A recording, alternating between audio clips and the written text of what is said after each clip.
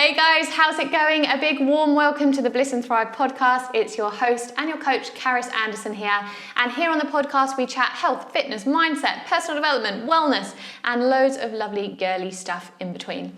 So today is a gorgeous episode with a gorgeous woman, Jaclyn Riccio. Her business is Systems for Self-Care.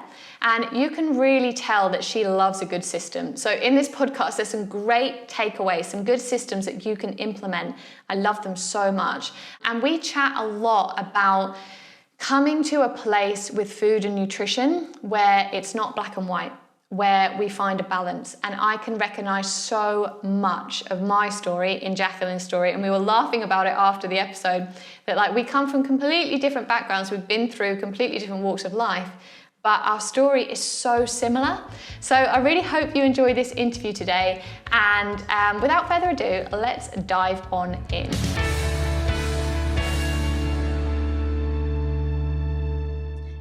Okay, let's welcome to the show the wonderful Jaclyn Riccio, and I really hope I've said that right. Jaclyn has a fantastic business called Systems for Self-Care, and she is here to help people who go totally way off their diet and then way too much into a diet and to find some balance, and the same with exercise. And if you followed me for a while, you know this is what I am all about. So I'm very excited to get into this today. So welcome to the show, Jaclyn. Thank you for having me. I'm really excited. Yes. When I found you, I was like, wow, our messages are very similar, completely different paths to getting there. But yeah, so similar. Yeah, and that's so interesting, actually, just looking through how you work. It is completely different. I'm really looking forward to diving into that today. So I was recently on Jaclyn's wonderful podcast called Yes, You Are Actually a Real Runner. Yeah, actually you are a real runner. Yes. But actually you are a real runner. Yeah. We rarely talk about running. We talk about everything else. And then running's in there sometimes. Which is really cool. And I would actually love to chat about running a little bit today, but it's probably, you've moved further away from that now. But yeah, so we had a great old chit chat over there, and we're definitely along the same lines with so much stuff. So I'm interested to get into this today. So I think a wonderful place to start is just give us your origin story. Give us where you're coming from, what has made you who you are today and what you do today. Yeah.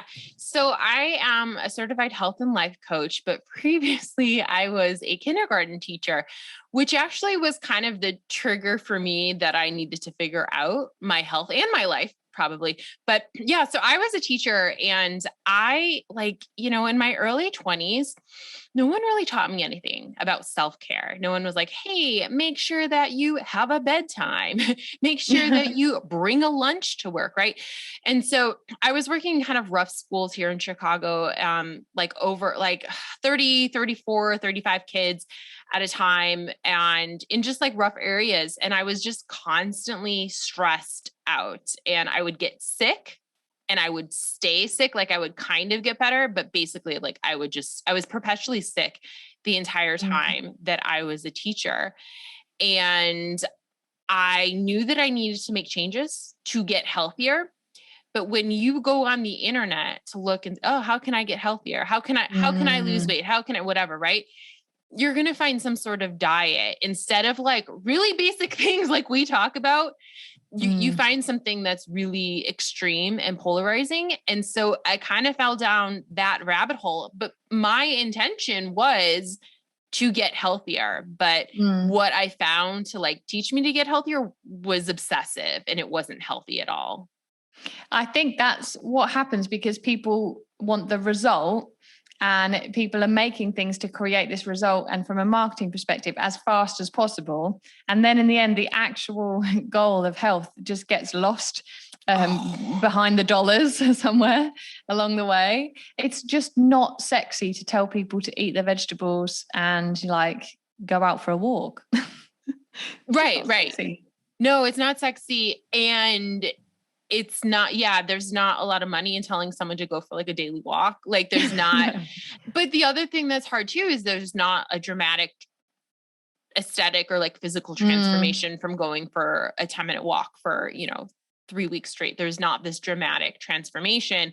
So then but also I think that you get in your head, like, am I not doing enough? Maybe I do need something more extreme. Like this can't work. I can't just do these basic things.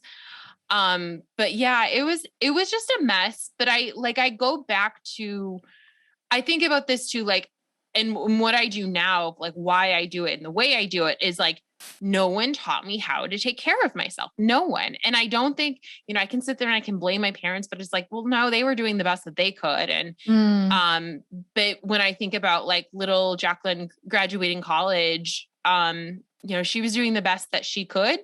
And self-care at that time in my life, it was like, I wouldn't really eat all day long during the school day because I was so stressed out. And the happiest part of my day was stopping at McDonald's and getting French fries. I used to keep so bad. I used to keep cash in my car so that I wouldn't see that I stopped at McDonald's on my credit card statement. So it was like this secret eating. Denial. But like, when I look back at that, like I could like attach a lot of shame towards it, but it was like, no, you were just doing the best you could. And those French fries were sadly the happiest part of your day was like getting to eat something that's salty and greasy and, like that was the happiest part of my day. So in a weird way, like that was self-care. It was obviously that's not something I do now, but like, that's the best that I knew at that time. Do you know what? I've never heard anyone describe self-care in that way before.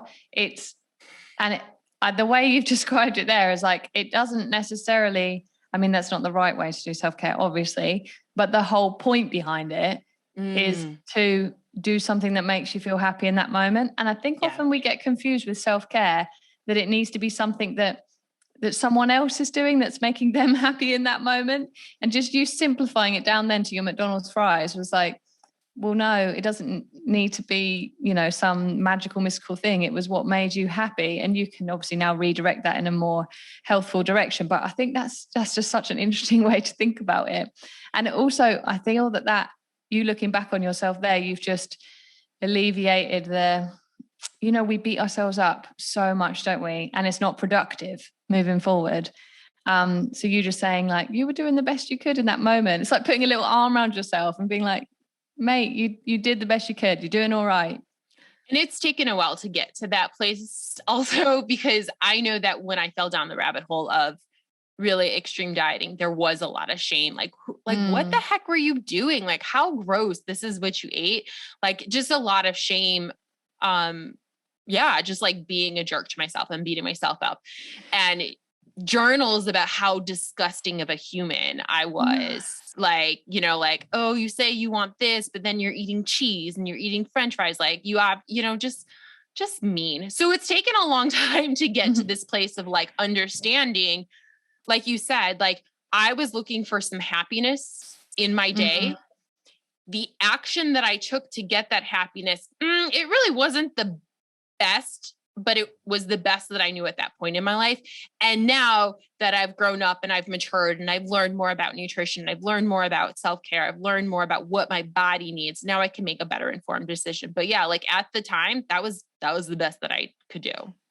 And so you were a kindergarten teacher feeling not good. Obviously you were searching for answers. What were the answers that you fell across? Like what happened next in your journey? Yeah. So there were so many different things that I looked. And the sad thing too, is that it was always about food. Like it was never like we chatted about on our podcast. Like it was never, oh, let's journal in a positive way, or let's work on affirmations, or let's read a self-help book every day. It was, how can I fix food? Because all I could see was my body had put on weight, like, I don't know, 20, 25 pounds, 30 pounds. I don't know what it had been. You get to a point where I think when you gain weight, you want to stop looking at the scale because the number is so frightening. And also like clothing sizes, like there were several years that I didn't wear jeans anymore, like denim jeans, because it hurt on my skin and I like refused to go over like a certain size. Right. But so all I could see that was wrong was my body had gained weight. Okay. Well, why did your body gain weight? Because you ate too much food. Okay. So you need to eat less food. or you need, right? And so the different things that I did to quote, fix food, because that's all I could see was wrong, was counting calories. And so there were several things I tried, like, you go onto MyFitnessPal and you can see like the lowest amount they'll allow you to track is 1,200, right? So that's what I'll do. Yeah. And then also like really poorly informed. I think I saw something on the internet, like a suggestion of like, take a bunch of 100 calorie snacks with you. It's your work day. So then it's easy. You don't even have to count the calories. You just have to count like this many snacks. So the snacks were like 100 calories of crackers, right? Like cheese and crackers. So there's like no nutritional value. There's no protein. There's no fiber. I'm just like eating crackers. Well, no wonder I'm stinking hungry at the end of the day, right? Like I haven't eaten anything of substance and I've had so few calories. So then from there, it was like, there's another program that was big, probably like 7 years ago. And that was, maybe like 8 years ago, the 21-day fix containers, which actually was a little bit more helpful because it taught me Beachbody, right? Yep. It was helpful at the time. Like it was really helpful because it taught me, no, you can't just eat crackers all day. Like you do need to eat vegetables. This is what a serving of protein looks like. It was helpful. Like there was value in what I learned, but also I can't walk through life for the rest of my life putting food into little containers. Yeah. I can't go to my parents' house and like bring my containers and like, oh, hold on, mom. Like, what are we having for dinner? Let me put it in here. Or we're going to go on vacation. And so there was value there, but it wasn't like setting me up for how to eat for life. And then from there, I was like, oh, I know. But also I think that used to start like having rules around food started. I felt like I was being too permissive and like letting myself not follow things exactly. And I was like, you need to be more extreme. You need to be more strict. My 30th birthday was coming up. And I was turning 30 on December 30th. So it was like my golden birthday. I was like, oh, I want to have like a gold party. I want to like look really good. And so I was like, I need to do something more extreme so that I look good for my birthday, right? Like really focusing on my body and this outcome. So then I heard about Whole30, which is, just eat vegetables and protein and fat, which is not terrible nutrition advice, but it was so strict about do not have dairy, do not have, anything processed. Do not even try to make a paleo version, or a healthier version of pizza or a healthier version of pancakes or whatever. Right. And at the time I loved it. Like I loved the black and white thinking because it kept me in line. Like it was like, no, you can't, you're not going to be able to, mess up, because if you mess up, you're going to have to start over. So the black and white rules of it was really appealing for me. But then it stopped. It stopped being appealing because I would fall apart and just eat everything in sight. I honestly think that everything you described there with like the 21-day fixed containers, the whole, is it Whole in 30? Whole30. Whole30. And all of these things, it is because they're not giving you the whole picture. They're giving you a slice of it, which is supposed to work just for that short amount of time.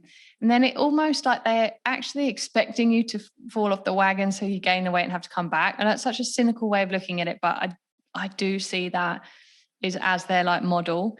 And I think as well, just from what you're saying and what you've learned, I think so many people will resonate with that from any diet that they've done, that you just cannot do it day in, day out for the rest of your life. So if you can't do that, what are you supposed to do? So even MyFitnessPal, I think it's a fantastic tool for people learning about nutrition and portion control and like how much protein am I having? And I think it's a great tool, but just giving someone the tool of MyFitnessPal is almost just like giving them just like the fad diet. They need the 360 picture.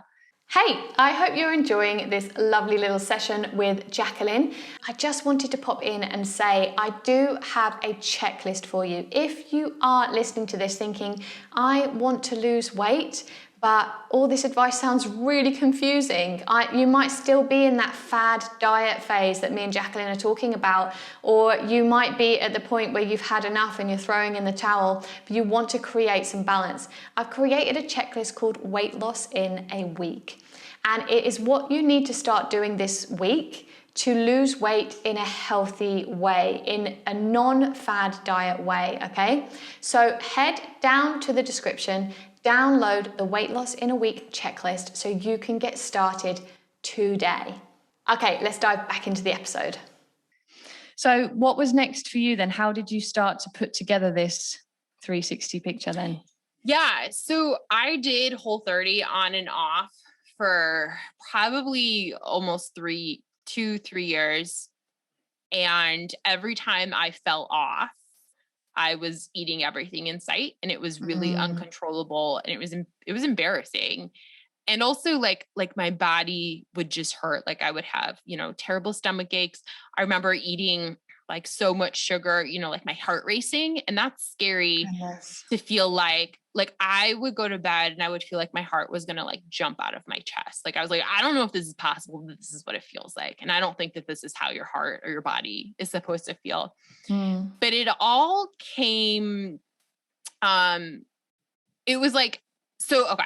The last time that I did Whole30 was February of 2016. We had just left Chicago and moved to Atlanta. And February 2016 was one of the most depressing months of my life. I had just left teaching and moved to Atlanta with my husband, then boyfriend, for his job. And I was in an apartment in Atlanta all by myself for the entire day because I was unemployed.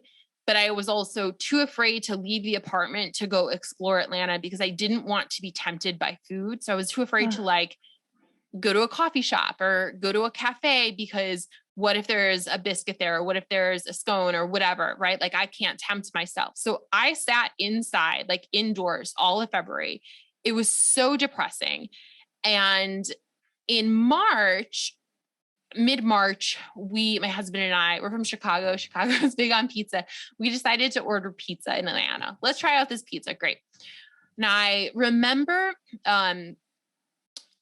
I actually posted a picture of like, hey, like I'm going to have some pizza. It's okay. I don't have to be so perfect with food all the time. Like trying to like, yeah, it's okay. Like treat yourself. Right.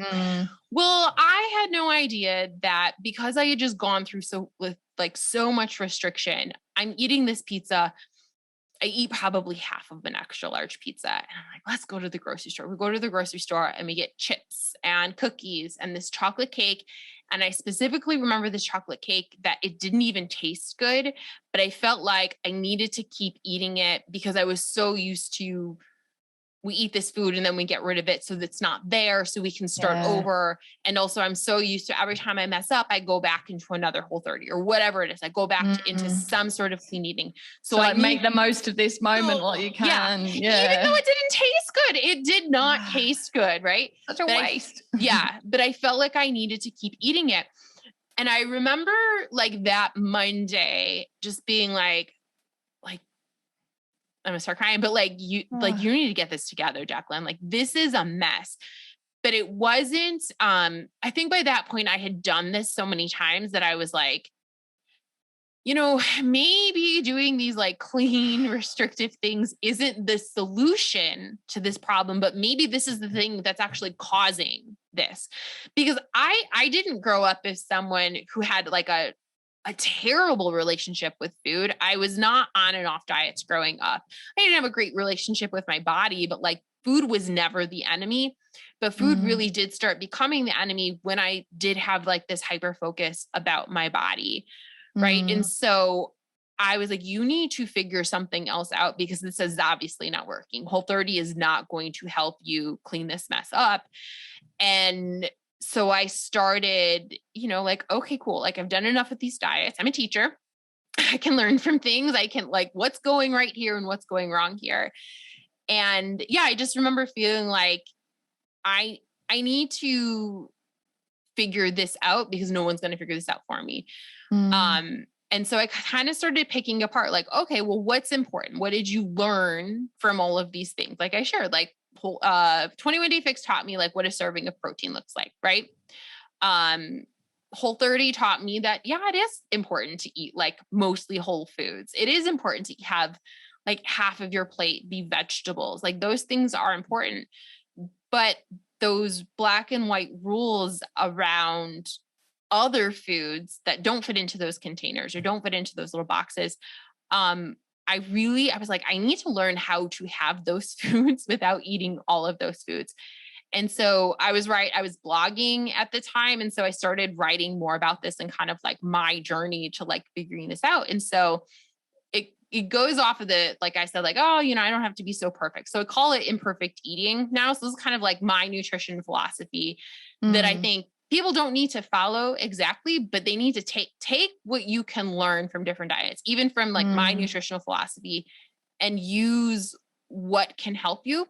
So I started like, okay, cool. Like I call it the 5 Ps, imperfect eating, the 5 Ps. So like plants, we need to eat plants. We need to eat protein. We can have a little bit of processed fun food. And the weird thing is like by allowing yourself to have some and practicing having some, it stops being so taboo. So plants, protein, a little bit of processed fun food, plenty of water. I have water next to me constantly. And then the last P is plate it. Like if you're going to sit, so this is more like a behavioral thing, but like if you're going to have some cake or you're going to have whatever, like sit down, put it on a plate, like look and see what you're eating. And if it is supposed to be this like enjoyable thing, like binging is not enjoyable. No. Like eating a slice of cake can be enjoyable, but eating an entire cake is not enjoyable. It's not. I love that. So let's go over those 5 Ps again, because I think those are really great. Just to boil it down, I think they can really stick in people's mind. So it was plants, protein, processed foods. Yeah, a little bit. Yeah, a little.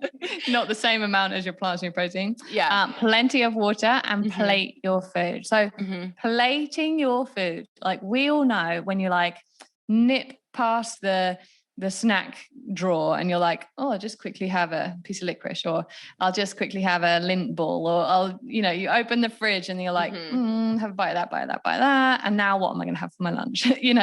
So I think that plating your food is like, how blooming simple does that sound? But yeah, I think that's really, really awesome tip. And also to just become, to connect food with enjoyment and not shame and guilt of like hiding in the fridge and eating it, or wherever else you're hiding, having it, or just shoving it in because then it didn't happen. So I think that's a great tip. Love that. I love a good actionable tip. Yeah. And going back to like, it's really, really simple. It's really basic. You can teach someone like what the portions look like. I always go back to this too, because I taught kindergarten and because I know that, and I also taught second grade for a while, and I could see some of my students, even in second grade, having not so great relationships with food. I think that these are really actionable tips that you could teach to young girls and they can grow up having some nutrition principles, a philosophy for themselves that's taking care of their body and making sure that they're actually eating. And it's like going back to self-care, like no one taught me how to eat. Like that wasn't a thing that was instilled in me growing up, but like having that really basic, like a 5-year, I've had clients teach it to their kids, right? Yeah, I love that. Yeah, that definitely can. And it's, then you're not worried about giving the child kind of weird eating habits, because it's a fine line between trying to give your child good nutritional advice and like causing issues down the road. Like it can really, when they're so young and impressionable, it can be anything, trying to like neutralize everything that you give your children. I think that's awesome that you can give that to kids. So you say like that no one taught you these things growing up. So what else, apart from the nutrition, did you need to teach yourself? What other things had the biggest impact in terms of your self-care? Yeah, this does go back to like, no one taught me these things. And again, it's not my parents' fault. They didn't know that they needed to teach me these things. But I think that different world we live in now, we kind of need these things more. Yeah. Especially like we're in such a visual world with media versus like when our parents grew up. Right. And with especially social media, where, you know, you constantly are seeing other people's bodies and comparing yourself and comparing the way you eat to other people. And right. And so there's so many things with that. But I remember this actually, I think that this came actually when my husband and I got married, and we were on our honeymoon, and my body was not perfect by any means. And we're on our honeymoon, and we're sitting on the beach, and something clicked in me where I was like, he doesn't care what my body looks like. I was like, wow, like you're more than just your body. Like he didn't marry you for what your body looks like. Like he does not effing care. Like, and he loves you. Yes. There was so much pressure on me for my thighs I don't have pencil thin thighs. I still don't, but there was so much pressure, and I had so much hate towards my body, which is why I was doing all of these stupid restrictive diets, because I wanted to fix my thighs. And I was like, he doesn't care. Look, we got married and we've been together for, 12, almost 13 years. And we're on a beach on our honeymoon in Thailand, and I have imperfect thighs and he doesn't even care. Right. And so it's like, right. Like you have value, even if you have imperfect thighs, you have value, just you. Right. But that's like a weird thing that was never explicitly taught to me. And it's something that I had to, and still have to, explicitly teach myself and remind myself that I have value, and that I'm a good person, and I'm loved, and I'm lovable. And it's one of those hard things, because it's like, I have the saying, like, it's about the food, and also it's not really about the food. And I kind of stole it from an author, Janine Roth, who one of her chapters in her book says, like, it's about the weight, and also it's not really about the weight. It's about the food. You need to know how to eat for your body. Yeah. You need some like basic nutrition principles, but also it's not really about the food, because for a lot of us women, it's about like our self-worth and what we believe about ourselves, and all of the images and messages that we've heard growing up that really degrade us. Yeah. And so many other things as well, the images and not knowing your self-worth, and a million other things in your life that have nothing to do with food. Yes, at the end of the day, calories in, calories out is going to make you lose the weight. Yeah, whatever. But being able to do that in a healthy and proper way, being able to stick to it, you have to work on all that background stuff. And it sounds like you did it in the same way, which I think every woman has done it backwards.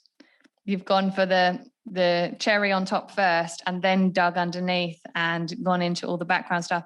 And like, obviously now, you being a coach and seeing you now, the benefit of diving into the inner work, finding out, oh, hold on, why am I holding so much emphasis on the way my thighs look? What's that do? Where's that coming from? What am I doing? Why is my value attached to my thighs?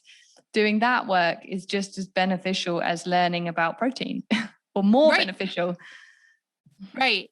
And I think it's so true. Like, it's like they both need to exist, because at the end of the day, like, you need your body to be in a healthy enough state, because without your body, you cease to exist. Like, you don't you don't live anymore. But I think it's so sad, because I feel like I got to a healthy weight, but it still wasn't enough. And I was like, oh, I need to look this way. And then it stopped being about my health, and it started being about an obsession. I was going to say that it was interesting, you chatting at the beginning when you were a kindergarten teacher, and you kind of realized that you needed to do something for your health.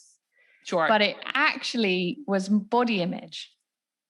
Yeah. And I don't know, you can tell me if I'm wrong, but often it is like, I ask women, like, what are your goals? Like, I just want to do it for my health, wanted to be healthy for my kids, but actually 2 more minutes of digging, and it's body image related and covered up by health, because it sounds more, righteous, or well, I don't know, that's probably not the right word, but yeah, you know what I mean? Mm-hmm. Yeah. Yeah. And I think, like, there were definitely things when it comes to my health, like, I needed to take care of my health. It's not okay to not eat anything all day and stop at McDonald's and that be the only food that you eat. That's not okay. And you felt the effects of that. Yeah. But I think that when you have a good relationship with your body and you are, you have this connection to your body, you have a relationship, you do treat it well, and treating it well means feeding it foods that it needs, but it also means like talking about it in a kind way, or at least a neutral way, like not waking up. And I used to wake up and the first thing I would say, like I'd walk into the mirror, like, oh my God, you're so ugly. Like, oh my gosh, you woke up. Like, why do you even need to look pretty? Why is that like, why? But it's just, I just know for a fact, you'll know from coaching so many women as well. So many women do that. So many women can not just look into the mirror and either think a neutral thought or think a nice thought about themselves. It's actually disgraceful. Can you imagine if you rolled over next to your partner and he was like, oh my God, you look disgusting. You'd be like, get out. Right. I mean, you let yourself do it to yourself. Yeah. And it's like when your partner says it, it's pretty easy to hear that it's happening. But I think that women do it so often and so quick without even realizing. And I think that that's the thing is like, I didn't even realize that was something that I did when I was going into the mirror. And then when I heard it, I was like, oh, wow. Like, great point. Yikes. That's really how did you come to that realization? How did you start to notice what was going on? I think I might have said it out loud. So in our apartment in Atlanta, the bathroom is connected to our bedroom. And I think my husband or boyfriend then heard me say it. And I was like, who are you talking to? And it's like, oh my gosh, I'm saying things out loud. Like, oh yeah, it was messed up. But I want to mention too, a really, really good book. Cause I know you're into self-help books as well and reading. Yeah. And Louise Hay, she has a book called Mirror Work. And Louise Hay is like old school self-help, like long ago. She's actually passed away. But her books live on and her mission lives on. But Mirror Work, I love this book and I've given it to clients as well. But I love it because it works through like 21 days of exercises that you do in the mirror. And it's really uncomfortable. It is so uncomfortable. And then you realize like, why is it uncomfortable for me to look in the mirror and say, I love you? Like, if that's uncomfortable, why do I think that it's just about the food and not oh, you think that you're going to get to being a size 2 or, 120 pounds and then you'll love yourself? No, you won't know how to say those things in the mirror if you don't practice those things now. It's so funny you say that. Thank you for the book recommendation. I had a podcast guest on earlier this year, I think. And he was talking about mirror work, and we set a challenge for the listeners. I can't remember if we did a 21-day challenge. And part of it was gratitude and a couple of other things. And part of it was to do mirror work, and everyone hated it. Yeah. The mirror work, because it's so flipping hard. You feel so uncomfortable, and it's so like, it gets deep into your soul, and it's so against what you naturally want to do. But pushing past that discomfort, good things are always on the other side of discomfort. Yeah. Definitely. So did you start doing that mirror work then when you kind of realized, oh shoot, look what I've said to myself? Or was it like a gradual process, or how did you start to turn things around? Is this at the same time that you were coming to the realization about the black and white dieting? Yeah, it is. Yeah. It was, So that time, we're living in Atlanta. I'm like, I can't do Whole30 anymore. I need to figure out a way to be like eating foods and take care of my body. And I wish, like, this is another thing. I wish that like, great, now I'm like on this journey to like solving things. But the truth is that I looked and searched for other diets thinking that was going to fix what was happening. Yeah. And I think so it was like, even a few more diets. Okay, cool. Like, actually, it's not about the food. There's other things that you need to work on. And so I think I started to read more. I started to journal every day, which again is something people don't want to do because we want it to just be about the food. And if it was just about the food, this would be fixed. Like, we would not have obesity. Like, if it was really just about the food, it's about the food. Yes, but it's not just about that. It is the uncomfortable stuff, the self-help books, the journaling, the seeing all of the mean things that you say to yourself. And so similar to what you probably do as well, but like I started daily journaling. I came up with like a little system. So I call it 3-2-1 journaling, and it's very simple. And it's actually, I also read Miracle Morning, and I was like, that's a lot. That's a lot for me to do. And so from that, I just came up with 3-2-1 journaling, which is I write 3 I am statements. And so they might be things that I want to believe about myself. So it might be something like I am confident, or I am lovable, or I am the type of person who takes care of their body. I'm thinking of other things that clients have done. I am a moderate eater. I am a consistent exerciser, or whatever. But 3 I am statements. And then 2 pieces of evidence that those things are true. So like, look, like, I don't know, I'm a consistent exerciser. Okay. I went out for a morning walk today, or whatever. And then just one thing that I wanted to work on today, like one actionable thing that I can do today. But also just having that like morning practice of doing that. And sometimes I would start with the 3-2-1 journaling, and then it would turn into like free flow journaling and like a brain dump or whatever. But like, even just having that morning practice, that was not something that I did like in my 20s when I was a teacher, that like self-care, putting myself first. No, it was like, you wake up, you go to work is miserable, and then you come home and you eat a bunch of crap. Like that was, so it's a 180, like the flip. I love that. Your systems sound amazing, just like really simplifying everything. And I think you're so right. Like we are not taught to indulge in any kind of moments for ourselves. What a moment for yourself would be having chocolate, watching a movie, having a glass of wine. But we're really not, it's not mainstream actually to take 5 minutes in the morning without your phone, to sit and breathe, journal something out. It's seen as like woo-woo, or like, oh God, who do you think you are? Or that seems too hard, or, unless you are taught that by your parents. And I do think we do have a responsibility to our children and to hand down some, useful practices we've learned over the time. But I think that this is stuff that's come to light out after our parents' generation. So we're lucky that it's at our fingertips through books that you can easily buy now, through podcasts, audiobooks. I love all this. And I think it is definitely like finding which practices resonate with you and work for you. And it sounds like the journaling was the winner for you. Yeah. I agree. It's not taught to you. And I think that there's definitely a need for it, because you have so many messages and images being thrown your way, that it's like, you need this time to like center yourself and ground yourself and like be here in your body. Journaling can be really uncomfortable, because sometimes you're like, I don't want to have to do it. I don't want to have to think about this. Like, I wish I could just go through life. But the truth is, if you're not taking the time to slow down, you're just going through the motions of life, and you're probably not really enjoying life.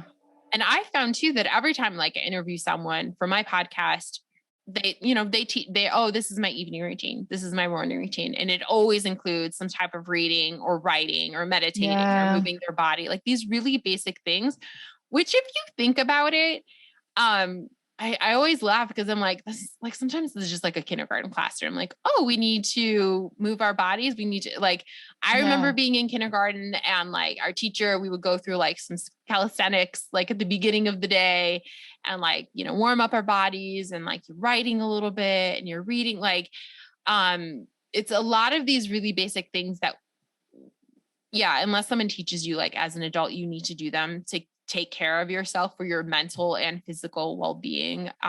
You don't know otherwise.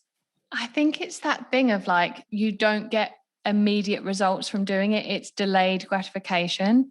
And as humans, we are really crap at that. We want things immediately. So I want to journal and visualize about making X amount of money.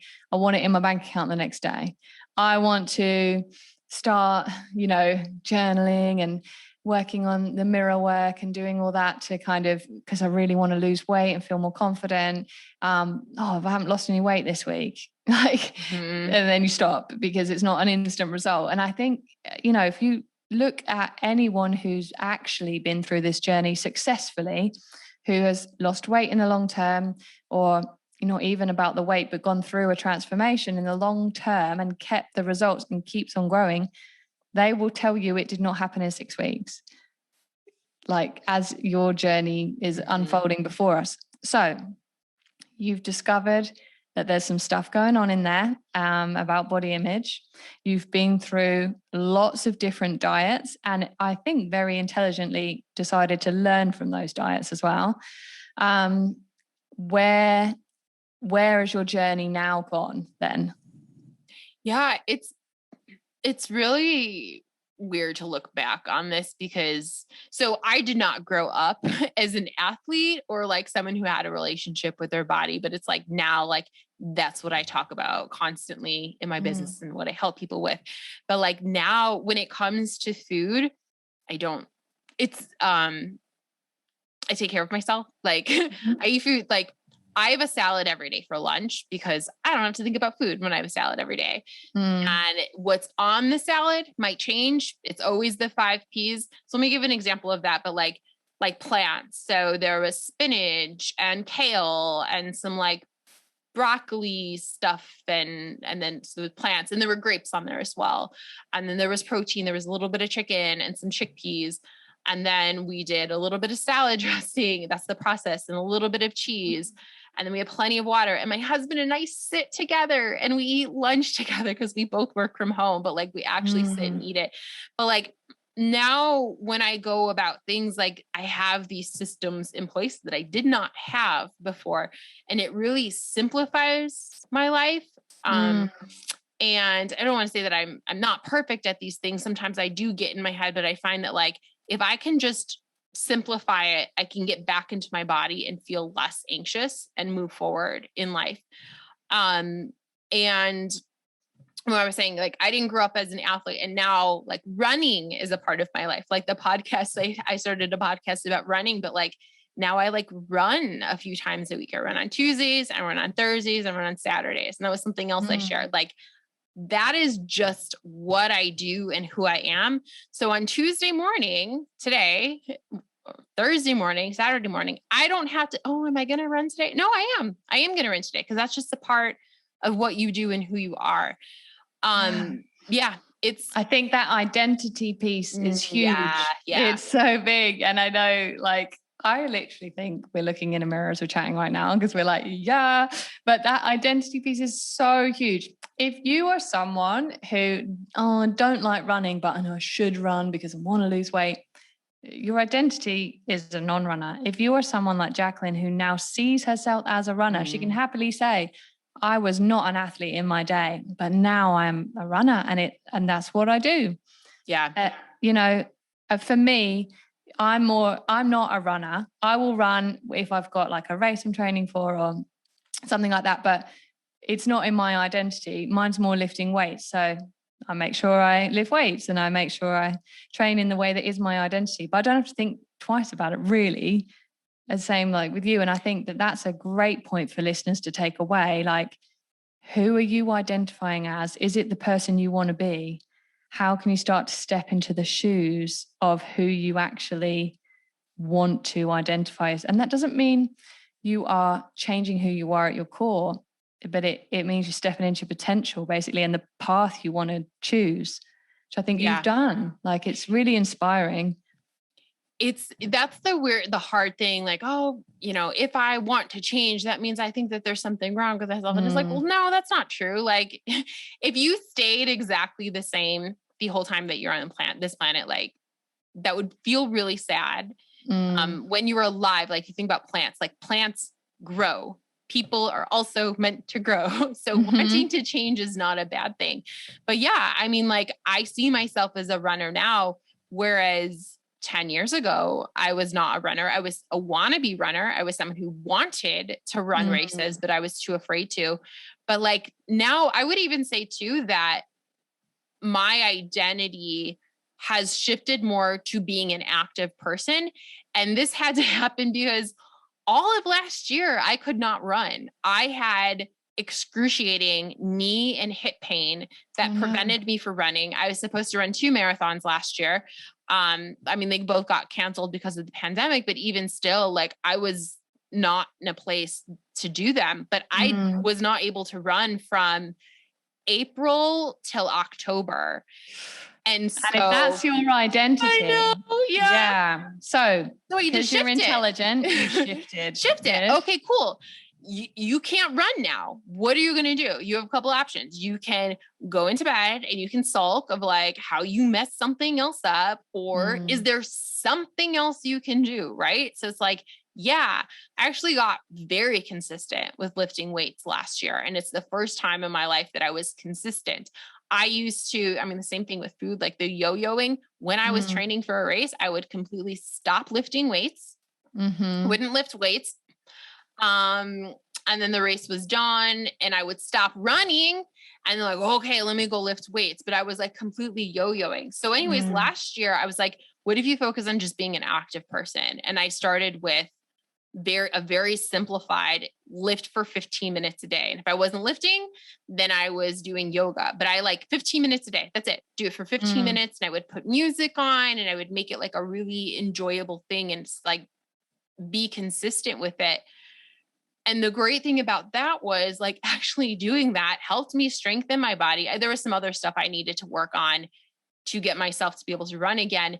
But like when my physical therapist was like, okay, cool, let's start running again. It's like, yeah, like I've built up like the hip and like my glute and all of this glutes, stuff, right? Everything you need and strong ligaments around your knees. Yeah. So like running again, like it started small. It started like so I think I ran, so marathon is 26.2 miles. I'm sorry. I don't know what the kilometers is, but I got up to 18 miles. I'm British. I'm miles. I live in Spain. Really? It's kilometers. And I'm like, what the hell? I don't know. So yeah. Okay. So, but like I got up to 18 miles in March and then completely stopped running and had to start over again in October. And it started with running for a few minutes, walking for more minutes than I was running, like, and building up to, so that was October, November, December. It's August now. I ran 10 miles last weekend at a race. Amazing. That's so good. Yeah. It felt good, but it took all that time to build back up to this. This is a cool point to actually just dip in on a running question, because I work with a lot of women who are like beginners, and I know a lot of people listen to this podcast. People love Couch to 5K. We have over here, it's a NHS program. I don't know what you think about that. What are your tips for like running beginners for like the interval split and give us all your tips. Yeah. So I don't know the Couch to 5 if it's the same one that we have here, but I just find that a lot of people, when it comes to training for a race, it's that outcome goal instead of the process goal, and they're not thinking long-term. And so then the race is done and they stop running. So what I really encourage people to do instead of that is to build movement into their day, build it in that every day you're going to go for, whether it's 15 minutes or 30 minutes, and you're going to run during that time or you're going to walk during that time. So that way it is built into your day and you start to actually see yourself as a runner or an active person, so that when that 5K is done, you're still going. The 5K, the race is just a checkpoint, like, okay, cool, here's where I'm at. But I find for a lot of people when they do these programs, sometimes the program moves too fast and they're not able to stick with it, or stuff in life happens and they'll be like, oh, I can't run 5 miles today. So then they don't even go and do anything. So that's a tricky one for me is, I would say that I help people be consistent with movement when it comes to getting faster and winning a race. I think that that's years down the road. And like, that's a hard thing to tell someone. Like, if you're just consistent, you're going to get faster, right? Love it. You just are. So anyone listening to this who is thinking about starting running, just to boil this down, process action goals are so much better than outcome goals. So run, well, Jaclyn's saying every day, but what if you did it 3 times a week, a run/walk, something that is doable, that you can take action on, that you can build in as a habit, is going to be so much more beneficial than actually focusing on the outcome. And I talk about that all the time with weight loss, and it has never crossed my mind with Couch to 5K that you were just like heading towards that 5K and it's, not necessarily building in any habits or any long-term benefits there. Yeah, that's such an awesome point. I love it. I actually filmed a little tutorial today for MyFitnessPal, and you're going through it and I'm like, they have a place where you input your goal weight. I'm like, don't input a blooming goal weight. Have your goal of just becoming aware of your food each day. Yeah. Because who knows what your goal weight's going to be. And like these action goals, Jaclyn's just nailed it there with the running. So awesome advice. Yeah. And it like, you get to feel joy during the process. You get to feel joy that you showed up and you did your thing, instead of waiting until the race to feel joy or to feel proud of yourself. Yeah. The accomplishment in every day rather than just having that one accomplishment at the end. Right. And then that's the thing, like the race is done. You cross that finish line and then it's done. And then what? Or as we saw in 2020, that race you're training for might just not happen. Like it can just close up and like, oh, cool. Like we can't do the race. Like, sorry, So if you're focusing on like, I'm going to run a few times a week, or, in those other slots, I'm going to go for a walk, or I'm going to do yoga. I'm going to foam roll on those other days. I'm going to like keep that habit in there. You actually become that active person, that like moves their body, and the outcome will come. But like, yeah, your joy isn't placed so much in that outcome. Yeah, I love it. I love it. Guys, everyone listening, like this is gospel. Like this is so golden. Jaclyn, it has been such a pleasure having you on the show and hearing your journey, which I think so many people are going to relate to. And they're not possibly at the place you're at now. So if they want to get to the place you're at now and they want to find out more about your systems and how to work with you, or just to follow what you're up to, where can they find you? Yeah, the best place to go would be my website, systemsforselfcare.com. I have a free little mini course on there called Moderation Made Easy. You can click on that. My podcast is called Actually You Are a Real Runner. You'll hear Carys's episode very soon. And then Instagram is jaclyn.riccio.stover. Amazing. It's been an absolute pleasure getting to know you more. And I think we have a ton in common. It was a really cool chat. And thanks so much for making time for me today. And we'll catch you later. Thank you. What a lovely episode. I really hope you enjoyed that, guys. Really enjoyed chatting to Jaclyn. Really enjoying having some really empowering women on the podcast at the moment, and hopefully I'm going to bring you more and more fabulous stories. So make sure you subscribe, whether it's on your podcast app or whether it's on YouTube, so you don't miss a thing. Also, over on the podcast now, I do a Monday episode as well for your Monday motivation. So make sure you head over there to grab those little bonus episodes too. If you are wanting to work with me and get into my world and come and learn how I teach nutrition, my ethos behind nutrition, and also how to train, how to work out and be supported by the best blooming group of women, then you need to come and join the Sweat It Squad. So Sweat It Squad is my membership. It starts from £39 a month.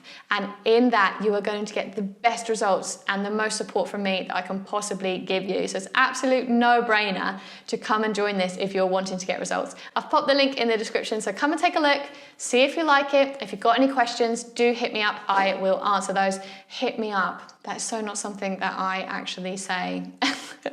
That's such a YouTube phrase. Yeah. But anyway, if you do have any questions, write them to me and I will answer them. And I can't wait to have you in my squad if you decide to join. Come and try it out. There's no risk in just coming to try and see what you think. And I'll take you under my wing and I will help you on this journey. But make sure you go check out Jaclyn's links as well, because she is also an incredible coach. And most importantly, go and have a blooming fabulous day.